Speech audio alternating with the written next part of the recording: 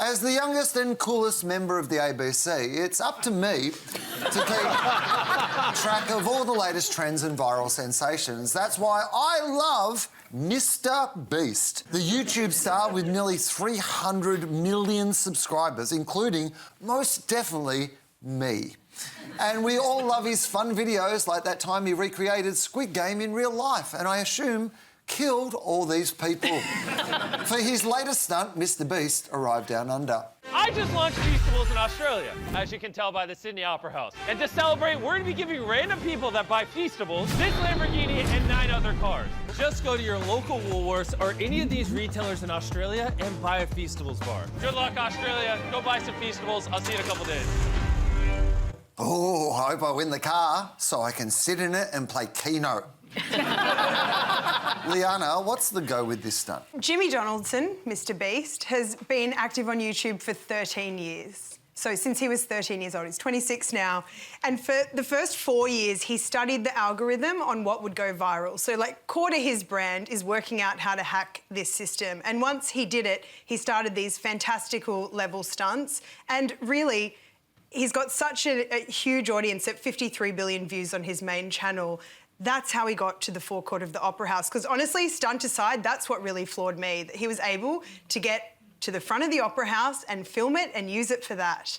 But moving into consumer products for him, I think makes complete sense. We've empowered influencers, taught them all our tricks, and they've gone off and made their own products. So I think the stunt works. I don't think a Woolworths could have done it. I don't think any other brands could do it, but it's true to him and it's what the audience has come to expect.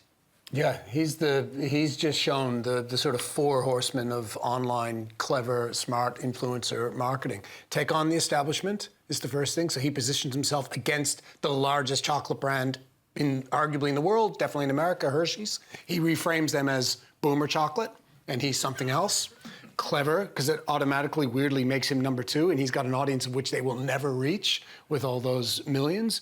Then he gamifies the whole marketing process where there's a scarcity involved. The Willy Wonka, you get a ticket, you could get a car, and then he uses his own media. He realizes, stay away from all the commercial TV. They'll pick up my content anyway. I can market direct on YouTube. I mean, it is a classic, clever, young, smart, slightly annoying guy who's now cashing in on his popularity. You know, I think these YouTubers are actually shaking up traditional marketing and challenging broadcasters who are struggling to get that kind of audience and indeed that kind of revenue. I mean, he's taking in $700 million in ad revenue and partnerships a year with 240 million subscribers.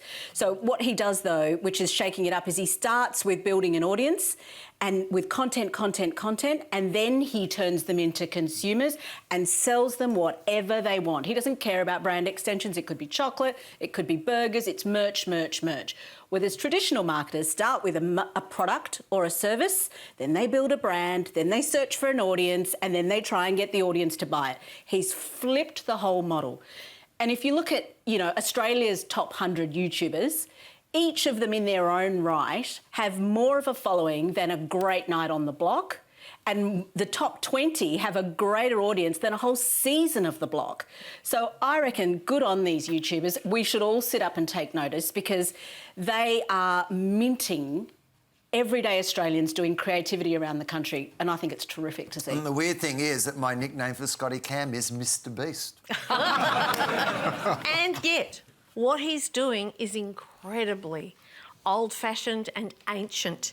He's a barrow boy. Yes. He's a spruiker. He's the peddler who used to go around from village to village and sell the wares. He's just found a way to do it that you can get millions of people and get them excited, and he's just a brilliant door-to-door salesman who's doing it screen to screen. I take my hat off to him. But isn't it nice to see the old skills never die? They're just to find a new way of presenting themselves. But it's content that traditional broadcasters would never commission. That's what makes it genius, right? And it's giving them a platform on their own terms. I think Well, a it's lot of fantastic. it's the budget, because literally he's only basically doing what Mike Whitney would do on Who Dares Wins, but Mike Whitney only had $50 to give you. Whereas, like, he'll give you like $100,000 or like a car or something. As an aside, when you go to them and say, I have 250 million followers, that's more than all of your advertising eyeballs combined for probably 10 years.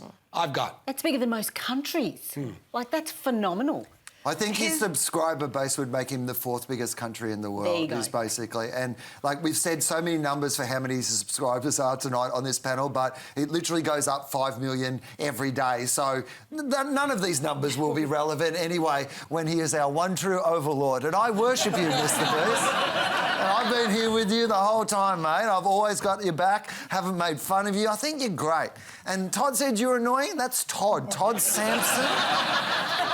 He's the one. When the stunt is let's kill Todd for $10 million, Russell's already started. That's why he's off this week. He's planning. Crowdsourcing.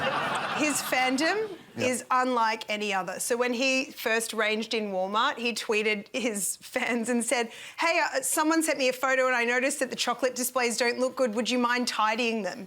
And fans went out in droves to Walmart and tidied his displays. So then he turned it into, like, I think he gave away a couple of $5,000 cash prizes. But he had this army of people visual merchandising traditional retailers around America, which is insane. It's going to be great when the next war is between Donald Trump and Mr. Beast. I hope Mr. Beast wins. Me too. Yes, Mr. Beast.